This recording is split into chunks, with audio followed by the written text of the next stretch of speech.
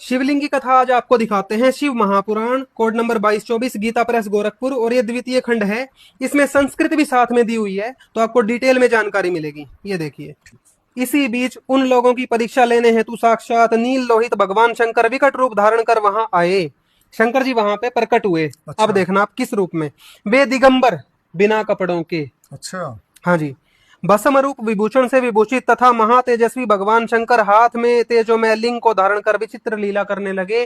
अब उन्हें देखकर ऋषि पत्नी अत्यंत भयभीत हो गई और अन्य स्त्रियां विह्वल तथा आश्चर्यचकित होकर वहां चली आई। शिव जी के पास आ गई, जिस रूप में भी वो थे। कुछ स्त्रियों ने हाथ पकड़कर आलिंगन किया।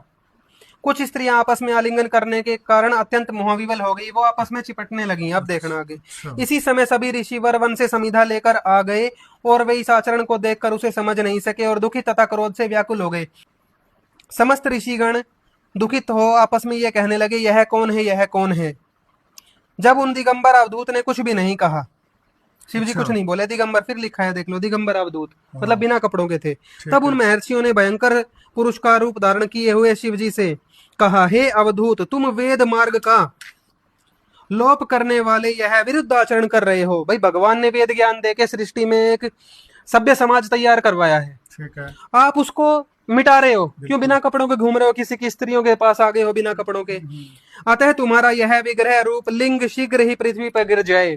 तुम्हारे अच्छा। यह गुप्तांग गिर जाए, अच्छा। कट जाए, एक तरीके से ये समझ लो, श्राप ठीक दे है। दिया। अच्छा। सूत जी बोले, उनके ऐसा कहने पर अद्भुत रूप वाले उन अवधूत वेशधारी शिव का वह लिंग शीघ्र ही पृथ्वी पर गिर पड़ा। वो थे कौन? उन्होंने श्राप दे दिया। अब ब्रह्मा जी से उनको पता चला कि वो ब्रह्मा जी के छोटे भाई शंकर जी थे। हाँ, ये अब बात तो शंकर जी के पास गए ये लोग।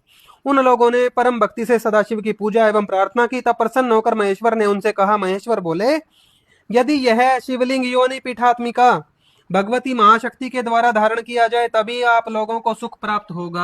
हाँ, ये बिल्कुल सही बात शंकर है। जी क्यों भी यही ऐसा कह मानते रहे हो? हैं कि सिर्फ महादेवी पार्वती जी ही मेरे लिंग को धारण कर पाएंगी, और वो भी योनि में। ये देखो, आप समझ लेना इस चीज को। ये शिव लिखा हुआ है जी। लिखा है तो बिल्कुल लिखा हुआ है। पार्वती के अतिरिक्त अन्य कोई भी मेरे इस स्वरूप को धारण करने में समर्थ नहीं है।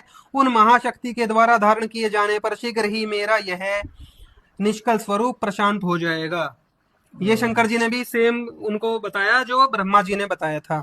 देवताओं तथा ऋषियों ने धर्म की रक्षा के लिए शिव तथा पार्वती को प्रसन्न किया, तब यह क्रिया हुई। तब शिव जी प्रसन्न हो गए और जगदम्बा पार्वती भी प्रसन्न हो गई। इसके बाद उन पार्वती ने उस शिवलिंग को पीठ रूप से धारण कर लिया।